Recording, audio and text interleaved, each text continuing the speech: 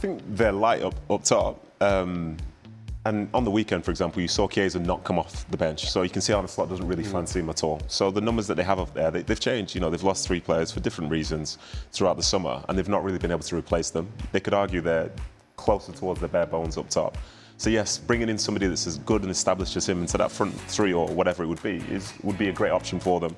Obviously, the price is quite high now.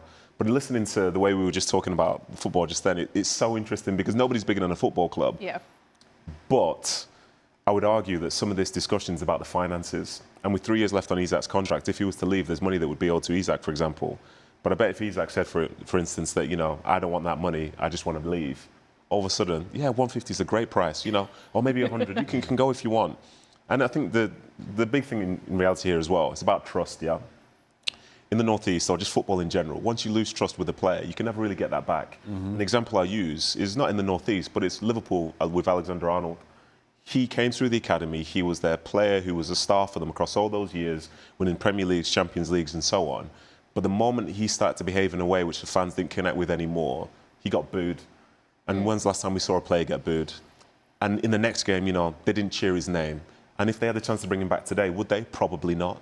So now you look at somebody like Isak, who's not been there for that long, somebody who's not from the city, who's gone to train separately at his old football club.